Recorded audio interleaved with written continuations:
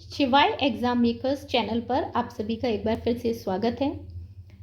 इस चैनल पर पूर्व में हम विज्ञान, मनोविज्ञान और अर्थशास्त्र में व्यष्टि अर्थशास्त्र से संबंधित बहुत से वीडियोस के माध्यम से इन विषयों को अच्छे से समझ चुके हैं। अब हमारे सामने एक अन्य जो चुनौती आती है वो है समष्टि अर्थशास्त्र। बहुत सारे बच्चों का मेरे पास ये कमेंट आया था कि मैम व्यष्टि अर्थशास्त्र के अलावा आप समष्टि अर्थशास्त्र पर भी वीडियो बनाइए ताकि हमें उसे समझने में मदद हो सके। तो मैं आज से इसी श्रृंखला में समष्टि अर्थशास्त्र के वीडियोस जो हैं वो शुरू कर रही हूँ। आज हम समष्टि अर्थशास्त्र के पहले अध्याय को पढ़ेंगे, समझेंगे और उसके पहले अध्याय के पहले भाग को समझने का प्रयास करेंगे। तो चलिए शुरू करते हैं। आओ समझें अर्थशास्त्र। मैं आप लोगों को इसका परिचय दे दूं कि हम क्या पढ़ रहे हैं। इस समय समष्टि अर्थशास्त्र विषय के बारे में पढ़ रहे हैं, जो कि कक्षा 12 की द्वितीय पुस्तक है अर्थशास्त्र की। NCERT पर बेस्ड है ये बुक और इंटरमीडिएट की बुक है। इंटरमीडिएट यानी कक्षा 12 की बुक है, नवीनतम पाठ्यक्रम पर आधारित है। यद्यपि ये हिंदी माध्यम के विद्यार्थियों के लिए है और इसमें मैंने हिंदी में ही समझाई हैं सारी चीज़ें, क्योंकि हिंदी की बुक है। यूपी बोर्ड और कोई अदर बोर्ड जो हिंदी माध्यम की हैं उनके लिए ये निश्चित रूप से बहुत लाभकारी है। CBSE बोर्ड में भी जो हिंदी माध्यम के छात्र हैं उनके लिए भी ये लाभकारी है। चलिए, तो इसमें इकाई 5 हमारा कहलाती है ये समष्टि अर्थशास्त्र और इसमें अध्याय 1 परिचय के बारे में हम लोग जानेंगे। चलिए जल्दी से शुरू कर लेते हैं अब इसको। अध्याय 1 के परिचय जो हमारा समष्टि अर्थशास्त्र का पहला ही चैप्टर है, इसके परिचय चैप्टर में हम लोग भाग 1 को समझेंगे। तो चलिए जल्दी से देख लेते हैं इसके मुख्य बिंदु कौन कौन से, जिनके बारे में हम आज के वीडियो में अध्ययन करने वाले हैं। सबसे पहला चिरसम्मत अर्थशास्त्र, जिसके बारे में हम जानेंगे कि परंपरावादी सिद्धांत क्या है। पुरानी परंपराओं पर आधारित सिद्धांत कौन सा सिद्धांत था, क्यों फेल हो गया, क्या क्या इसकी खासियत थी और फेल क्यों हुआ। फिर इसके बाद में इसकी विशेषताएं हो गई, आलोचनाएं हो गई और आलोचनाओं के बाद इस आलोचना के आधार पर ऐसा क्या हुआ कि समष्टि अर्थशास्त्र का उद्भव हुआ और फिर फाइनली समष्टि अर्थशास्त्र का अर्थ क्या है। आज के वीडियो में हम इन्हीं पॉइंट्स के बारे में जानेंगे, टॉपिक्स के बारे में जानेंगे, ठीक है। क्योंकि समष्टि अर्थशास्त्र को पढ़ने से पहले हमें ये जानना बहुत आवश्यक है कि वो कौन सा सिद्धांत था जिसके हटने के बाद ये अर्थशास्त्र जो है वो लोगों की नज़र में आया, लाइमलाइट में आया और क्यों इसकी आवश्यकता हमको महसूस होने लगी, ठीक है। कई बार ये एग्जाम्स में भी पूछ लिया जाता है, इसलिए इसको जानना बहुत आवश्यक है। चलिए तो जल्दी से, परंपरावादी सिद्धांत क्या है हमारा, जिसे हम चिरसम्मत अर्थशास्त्र भी कहते हैं और इंग्लिश में इसी को हम क्लासिकल इकोनॉमिक्स कहते हैं। इसकी जो उद्भव अवधि है वो 18वीं शताब्दी से लेकर के हमारी 19वीं शताब्दी पूर्वार्ध तक का समय था। पूर्वार्ध का अर्थ हो गया लगभग 1936 से पूर्व का जो समय है वहाँ हमारा प्रचलन में परंपरावादी सिद्धांत ही था। अर्थशास्त्र का परंपरावादी सिद्धांत जो था, इसके प्रमुख विचारक कौन कौन थे। एडम स्मिथ थे, डेविड रिकार्डो थे, थॉमस रॉबर्ट माल्थस थे, जॉन स्टुअर्ट मिल थे और भी कई थे, पर प्रमुख ये थे। हुआ क्या कि परंपरावादी सिद्धांत में ये माना जाता था कि जो हमारी पूंजीवादी व्यवस्था है ये निर्बाध रूप से बिना किसी बाधा के हमेशा स्वयं समायोजित रहती है, यानी ये अपने आप एडजस्ट हो जाती है। अगर मांग बढ़ रही है तो पूर्ति उसी अनुपात में बढ़ जाएगी कि हमारी मांग जो है वो एडजस्ट हो जाए, और यदि हमारी मांग घट रही है तो पूर्ति उसी अनुपात में घट जाएगी जिससे कि मांग और पूर्ति एडजस्ट हो जाए, यानी अपने आप हो जाएगा बिना किसी हस्तक्षेप के। कोई बाह्य हस्तक्षेप की आवश्यकता नहीं है। जैसे हमने व्यष्टि अर्थशास्त्र में बाजार संतुलन पढ़ा था, तो बाजार संतुलन में क्या होता है कि आपका बाहरी जो हस्तक्षेप है सरकार का, उसके द्वारा बाजार में हस्तक्षेप करके कीमतों की बढ़ोतरी करके या गिरावट करके बाजार में मांग और पूर्ति में समायोजन बिठाया जाता है, ठीक है ना। लेकिन यहाँ परंपरावादी सिद्धांत में ये मान्यता थी कि नहीं, ऐसा नहीं है, अपने आप समायोजित हो जाएगी, किसी सरकारी हस्तक्षेप की आवश्यकता नहीं है, किसी बाह्य व्यक्ति की या किसी संगठन की आवश्यकता नहीं है समायोजन के लिए, अपने आप समायोजन हो जाता है, अपने आप लोग जो हैं वो आपस में समायोजित कर लेते हैं। उन्होंने, जो हमारे प्रमुख विचारक थे एडम स्मिथ और रिकार्डो और माल्थस वगैरह, इन्होंने अर्थशास्त्र में ये बात कही कि जो लोग होते हैं ना वो अपने स्वार्थ पर, ठीक है, आधारित विनिमय करना पसंद करते हैं। मतलब वो विनिमय तभी करते हैं, तभी व्यापार करेंगे, तभी वस्तुओं का आदान प्रदान करेंगे, तभी मुद्रा का प्रचलन करेंगे जब उनके कोई स्वार्थ होंगे। अगर उनका कोई स्वार्थ नहीं है तो वो नहीं करेंगे। और इसी मुख्य बिंदु को ध्यान में रखते हुए वे ये मानते थे कि जो भी लोग आपस में विनिमय करते हैं वो विनिमय अपने आप एडजस्ट हो जाते हैं, मांग और पूर्ति के संदर्भ में अपने आप वो समायोजित हो जाते हैं, उसमें किसी हस्तक्षेप की आवश्यकता नहीं है। उनका ये मानना था कि कभी भी देश में या किसी भी क्षेत्र में पूर्ण रोजगार की स्थिति बनी रहती है। ऐसा कभी नहीं होता कि अनैच्छिक बेरोजगारी बन जाए या ऐच्छिक बेरोजगारी बन जाए, ऐसा नहीं होता। वो ये कहते हैं कि जो भी व्यक्ति काम करना चाहता है उसको काम मिलेगा ही, उसके लिए काम की कमी नहीं है। यानी अगर व्यक्ति काम करने का इच्छुक है तो उसके लिए काम भी भरपूर है। वो दूसरी बात है, अगर काम करने की इच्छा ही नहीं है तो बात दूसरी है, वरना अगर कोई काम करना चाहता है तो पक्का उसके लिए काम भी मिलेगा, यानी पूर्ण रोजगार की स्थिति हमेशा बनी रहेगी।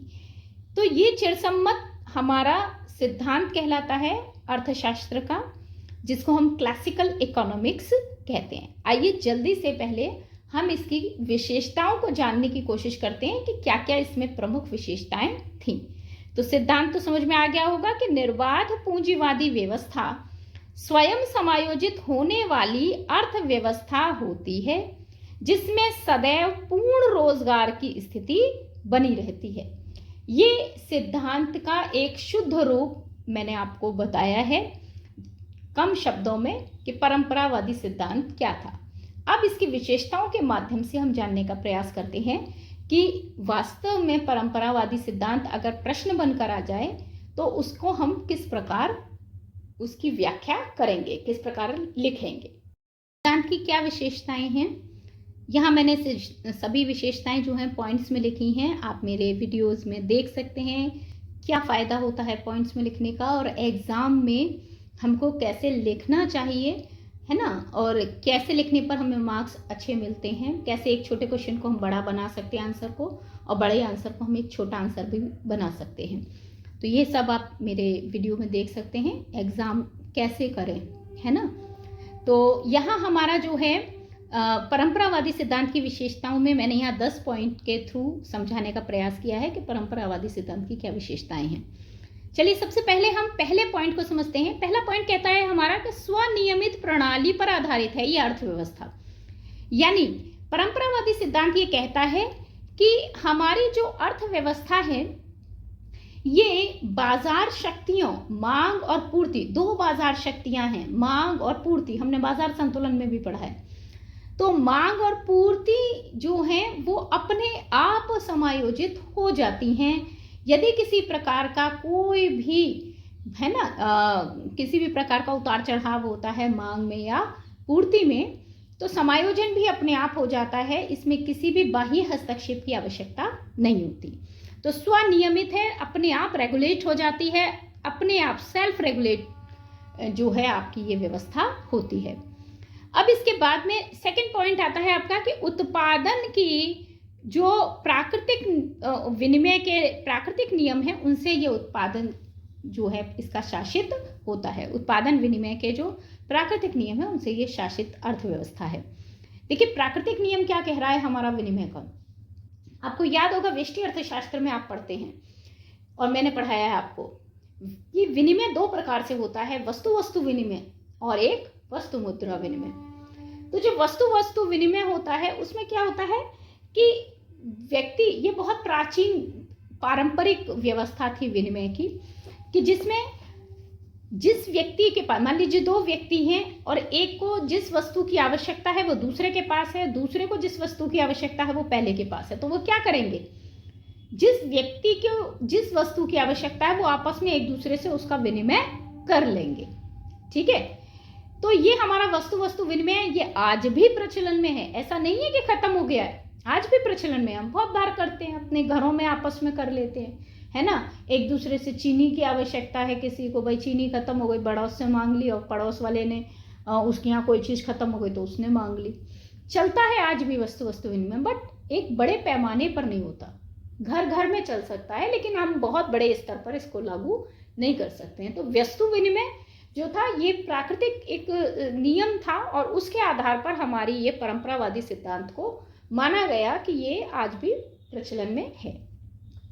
अब जो परंपरावादी सिद्धांत है इसमें वस्तु विनिमय में ये एक समस्या थी कि भाई अगर किसी के पास, मान लीजिए किसी को गेहूं चाहिए और दूसरे के पास जो चीज़ है बदले में देने के लिए वो मान लीजिए ऐसी नहीं है गेहूं जैसी, मान लीजिए आप किसी को 1 किलो गेहूं चाहिए, अब दूसरे के पास तरबूज हैं और जो सबसे छोटा तरबूज है वो भी 1 किलो का नहीं 1.5 किलो का है, तो वो भाई ऐसा तो करेगा नहीं आधा कर देगा तरबूज को, या काट कर उसमें से 250 ग्राम या 500 ग्राम निकालेगा, ऐसा तो कुछ करेगा नहीं, है ना। तो ऐसी स्थिति में वस्तु वस्तु विनिमय जो था वो सही नहीं था, ठीक, इसीलिए वस्तु मुद्रा विनिमय आया। तो हमारे परंपरावादी सिद्धांत में वस्तु मुद्रा विनिमय आ तो चुका था लेकिन मुद्रा का कोई बहुत बड़ा रोल उसमें नहीं था। ठीक है, ये नहीं था कि मुद्रा के आधार पर हम समग्र जो हमारा देश है, समग्र क्षेत्र है, या एक बड़े स्तर, वैश्विक स्तर पर हम अर्थव्यवस्था को समझने का प्रयास करें। ये मान्यता थी कि जहाँ भी हलचल होगी, उतार चढ़ाव होगा मांग और पूर्ति में, बचत में, निवेश में, है ना, किसी ब्याज दर में, सब अपने आप ऑटोमेटिकली एडजस्ट हो जाएगा, उसमें कोई भी इस तरह से हमें हस्तक्षेप की आवश्यकता नहीं होगी।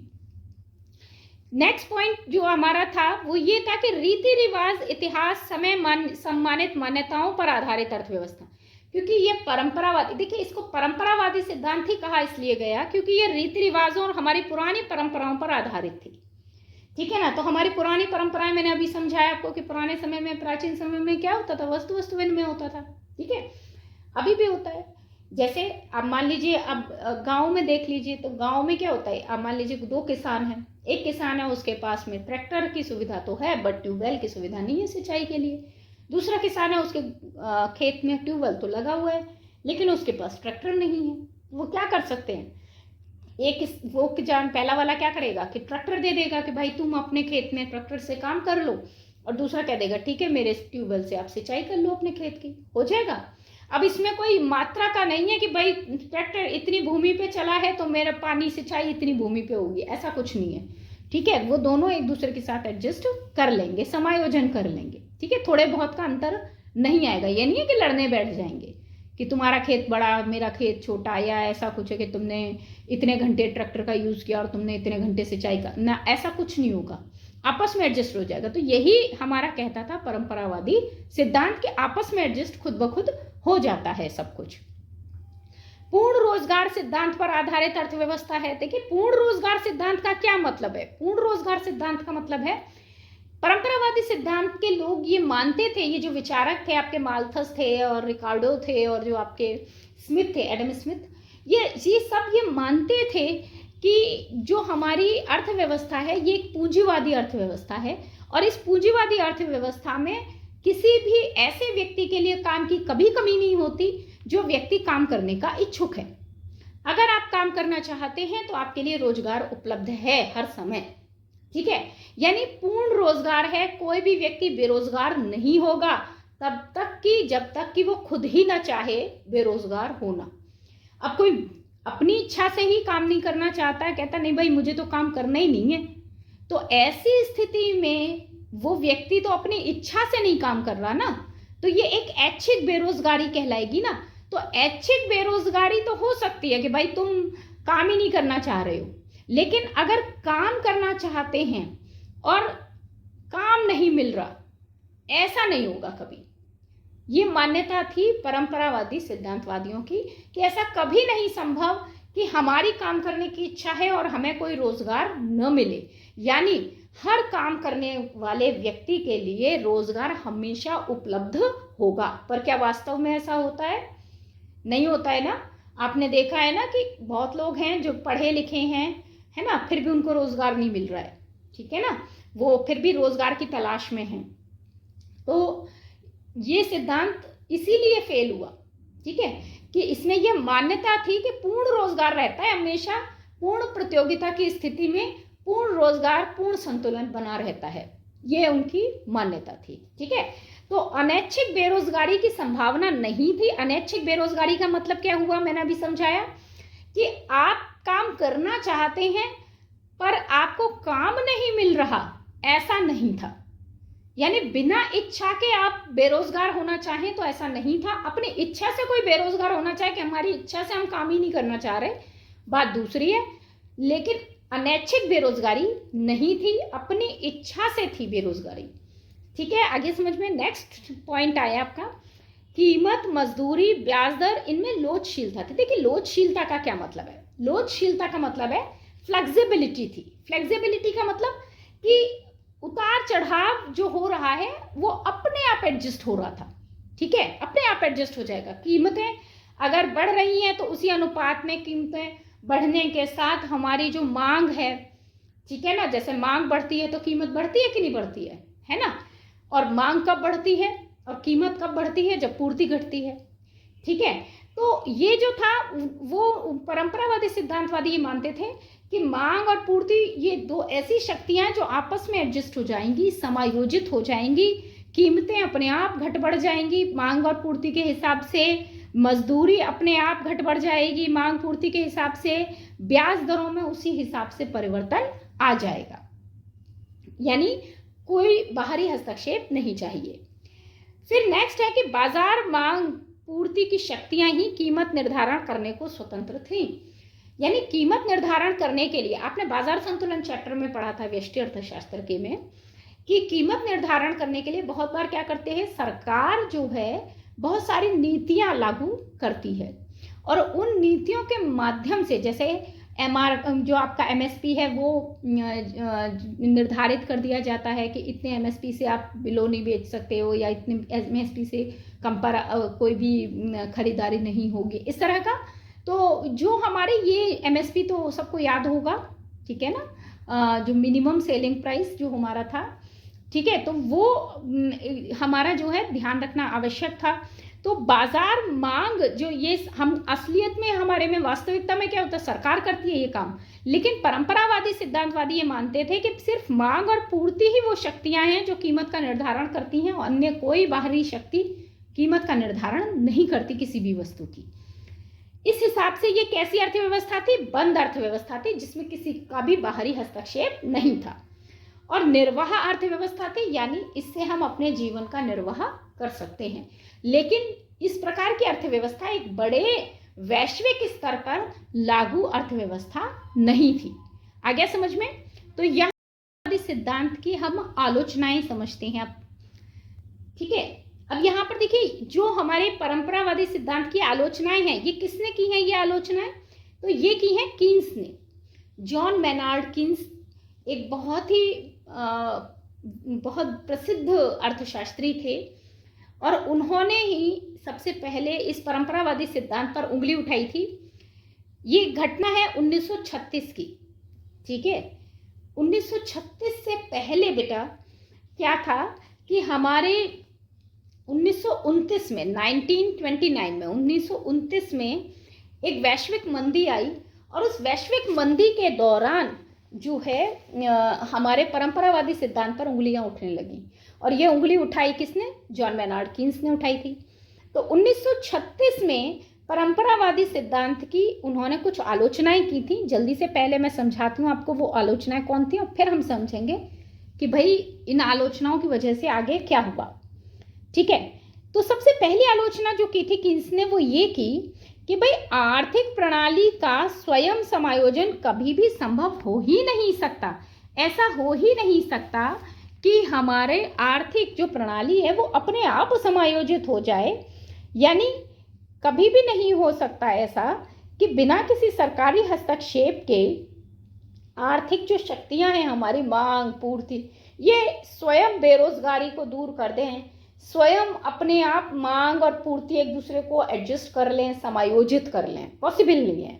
ठीक है, तो वो ये दूसरी बात उन्होंने कहा ऐसा कभी हो ही नहीं सकता। देखिए हमने ये विशिष्ट अर्थशास्त्र में भी पढ़ा था कि जो पूर्ण प्रतियोगिता होती है, पूर्ण प्रतियोगिता हमेशा एक आदर्श स्थिति है। इसी प्रकार जो पूर्ण रोजगार की स्थिति है ना, पूर्ण रोजगार कह रहे हैं हम, तो हमारा जो पूर्ण रोजगार है ये भी एक कैसी स्थिति है? ये भी एक आदर्श स्थिति है। कैसी स्थिति है? आदर्श स्थिति है। ठीक है, और आदर्श स्थिति कभी भी वास्तविकता में संभव नहीं होती। तो वो ये मानते हैं कि बिना किसी सरकारी हस्तक्षेप के अपने आप बेरोजगारी का निदान हो जाए पॉसिबल नहीं है, क्योंकि लोग जो भी विनिमय करते हैं वो अपने स्वार्थ के लिए करते हैं। तो जो व्यक्ति, ठीक है, विनिमय ज्यादा अच्छे ढंग से कर पाएगा, ठीक है, वो ज्यादा तरक्की कर सकता है। ठीक है, और जो व्यक्ति कम विनिमय कर पाएगा या तो वो इतना अपने विवेक का, बुद्धि का इस्तेमाल नहीं करेगा या अपनी आवश्यकता नहीं समझेगा, जिस भी कारण से वो ना कर पाए अगर, तो वो व्यक्ति जो है वो आर्थिक रूप से इतना समृद्ध नहीं हो पाएगा। तो ऐसी स्थिति में वो बेरोजगारी ला सकता है, बेरोजगारी रह सकती है। तो सरकार का योगदान बहुत आवश्यक है इसमें। ठीक है ना, बिना सरकारी हस्तक्षेप के कुछ लोग अपने स्वार्थ, अब जैसे इसका मैं उदाहरण दे देती हूँ। जैसे बेटा क्या होता है, अभी अभी कुछ समय पहले टमाटर के दाम बढ़ गए थे अचानक से। ठीक है, पहले भी आपने ऐसी बहुत सारी पढ़ चुके हैं, सुन चुके हैं कि कभी दालों के दाम बढ़ जाते हैं बहुत ज़्यादा, कभी प्याज के दाम बहुत ज़्यादा बढ़ जाते हैं। तो क्या होता है कि कुछ लोग ये सोचकर कि भाई आने वाले समय में शायद हो सकता है, संभवतः है इसकी मात्रा में हमें जो है जो पूर्ति है उसमें कमी आ जाए, तो इसके लिए वो लोग पहले से स्टॉक जमा कर लेते हैं। ठीक है, और जब वो स्टॉक जमा कर लेते हैं तो बाजार में क्या हो जाती है, उसकी कमी हो जाएगी, पूर्ति नहीं होगी, पूर्ति नहीं होगी तो मांग बढ़ेगी। ठीक है ना, ऐसे में डिमांड बढ़ रही है, पूर्ति हो नहीं पा रही है, मांग बढ़ेगी तो क्या बढ़ जाएगी, उसकी कीमत बढ़ जाएगी। तो वो लोग जब उसकी बहुत ज़्यादा कीमतें बढ़ जाती हैं तब अपना जो स्टॉक है उसको बेचते हैं, जिससे उनको क्या मिलता है, लाभ मिलता है। ठीक है, तो वो अपने स्वार्थ में एक्स्ट्रा लाभ ले रहे हैं, ज़्यादा लाभ ले रहे हैं जमाखोरी करके। लेकिन जो लोग पे कर रहे हैं, ठीक है, अब जैसे टमाटर 20 रुपए किलो था और वो हो गया 200 रुपए किलो मान लो। ठीक है, तो भुगता किसने? उस व्यक्ति ने भुगता जो टमाटर खरीद रहा है, जो आपका ग्राहक है, जो उपभोक्ता है, उसके लिए तो 200 रुपए का हो गया ना टमाटर। ठीक है, और वो फायदा किसने कमाया? जिसने जमाखोरी की, जिसने स्टॉक बना के रखा अपना, बचा के रखा अपना और महंगाई में बेचा उसको फिर। ठीक है, तो ऐसे में सरकार का अगर हस्तक्षेप न हो तो क्या हो जाएगी, ये पूरी तरह से अव्यवस्था फैल जाएगी। आ रहा है समझ में? तो सरकार ने तुरंत हस्तक्षेप किया तो क्या हुआ, टमाटरों के दाम नीचे आए, क्योंकि टमाटरों की जमाखोरी बंद हुई तो टमाटर जो है मार्केट में पूर्ति उनकी होने लगी तो उनके दाम नीचे आ गए। आया समझ में? तो ऐसे ही हमारी हस्तक्षेप के बिना बेरोजगारी दूर नहीं हो सकती, बिना सरकारी हस्तक्षेप के। तो ये कहना परंपरावादी सिद्धांत में कि भाई सबके लिए रोजगार उपलब्ध है, पॉसिबल नहीं है, संभव नहीं है। तीसरी चीज ये कहना कि मजदूरी की लोचशीलता कि मजदूरी भैया लोचशीलता मजदूरी की, ये कहना बहुत गलत है, ऐसा हो ही नहीं सकता। देखो बेटा, हमेशा याद रखो, कोई भी व्यक्ति है वो एक निश्चित कीमत से कम कीमत पर कभी काम नहीं करेगा। ऐसा हो ही नहीं सकता कि आप उसे फ्री में काम करा लो। ठीक है, जो काम उसका एक निश्चित मूल्य होगा और उस निश्चित मूल्य से अगर ज़्यादा तो आप कितना भी दे दो वो लेने को तैयार है, लेकिन अगर उससे कम उसको कीमत देना चाहोगे ना तो वो कह देगा नहीं नहीं, इतना सारा काम और मुझे इतनी कम मजदूरी दोगे, मैं नहीं कर रहा, चाहे उसको कितनी भी आवश्यकता है, नहीं करेगा। ठीक है, तो हमेशा याद रखिए कि मजदूरी में भी लोचशीलता एक लिमिट में ही होती है। बहुत ज़्यादा हद तक हम मजदूरी में भी लोचशीलता नहीं ला सकते हैं। तो ये कहना परंपरावादियों का कि भाई मजदूरी में अपने आप एडजस्टमेंट्स हो जाएंगे, ऐसा नहीं होता, समायोजन नहीं होते, लाने पड़ते हैं, करने पड़ते हैं। ठीक है, नेक्स्ट आया आपका पूर्ण रोजगार की स्थिति। ये तो मैंने अभी समझा दिया, इसमें संतुलन नहीं बन सकता है। ठीक है, तो ये तो मैंने अभी समझाया, तो दोबारा समझाने की आवश्यकता नहीं है। बचत और निवेश ब्याज के सापेक्ष नहीं है। देखिए, परंपरावादी सिद्धांत में जैसे ये माना गया था कि बचत और निवेश ये ब्याज के माध्यम से बराबर होते हैं। मतलब आपने बचत की, ठीक है, आपने बचत करके निवेश किया, निवेश मतलब कहीं पर अपना वो जो पैसा आपने बचाया, जैसे आपके पास 1,000 रुपये थे, 1,000 रुपये में से आपने 100 रुपये खर्च किए, आपके पास 900 रुपये बचे, आपने वो 900 रुपये कहीं भी निवेश कर दिए, किसी को दे दिए, ब्याज पे उठा दिए, या आपने किसी धंधे में लगा दिए, बिजनेस में लगा दिए, या आपने किसी शेयर मार्केट में लगा दिए। ठीक है, किसी भी तरीके से, है ना, तो आपने उसको किसी भी यूज़ में लिया, आपने वो क्या किया है, निवेश किया कि आपको वो पैसा वहाँ से वापस, या बैंक में जमा किए कि पैसा जब है वो कुछ समय बाद वापस जब आपको मिलेगा तो उस पर ब्याज लगकर मिलेगा। तो परंपरावादी सिद्धांत ये मानता था कि बचत और निवेश जो है वो ब्याज के माध्यम से बराबर रहते हैं, यानी जितनी आपने बचत की, जितना आपने निवेश किया, आपको रिटर्न उतना ही अच्छा मिल जाएगा। लेकिन जो हमारे कीन्स साहब थे, उन्होंने कहा कि नहीं, बचत आय पे निर्भर करती है। अगर आपकी आय कम है तो आपकी बचत भी कम होगी, अगर आपकी आय ज़्यादा है तो आप ज़्यादा बचत कर पाएंगे। आ रहा है समझ में? इसी तरीके से उन्होंने कहा कि निवेश इस बात पे निर्भर करती है कि ब्याज की दर क्या है। मतलब अगर एक व्यक्ति है, उसके पास 900 रुपये हैं निवेश करने के लिए, तो वो उसके पास अगर 4 ऑप्शन हैं और एक ऑप्शन में उसको 4% की ब्याज दर पर रिटर्न मिलेगा, वापस पैसा मिलेगा, एक में उसको 10% की ब्याज दर पर वापस मिलेगा, एक में उसको 12% की ब्याज दर पर वापस मिलेगा, तो ऑब्वियस सी बात है जिसमें ब्याज दर उसको ज़्यादा मिल रही है वहाँ वो पैसा देगा। आ रहा है समझ में? साथ में ये भी देखेगा कि कितने साल के लिए है। ठीक है, समय अवधि भी देखेगा। ठीक है, मान लीजिए 12% तो मिल रहा है, लेकिन वहाँ पर उसको पैसा भी जमा करना है 10 साल के लिए, तो और उसको 10 साल के लिए नहीं जमा करना है तो फिर नहीं करेगा, फिर वो 10% वाला ऑप्शन चुन लेगा। कहने का अर्थ ये है कि निवेश हमेशा ब्याज दर को देखकर ही किया जाएगा और बचत हमेशा आय को देखकर की जाएगी। तो ये कहना कि बचत और निवेश ब्याज से रिलेटेड है सीधी तरह से नहीं, वो और भी कई फैक्टर्स हैं, कई कारक हैं जिनसे जुड़े हुए हैं, तो हम इस बात को नहीं कह सकते हैं। इसीलिए बचत और निवेश भी ब्याज के सापेक्ष नहीं माने जाएंगे। ये भी पूंजीवादी या परंपरावादी सिद्धांत की आलोचना थी।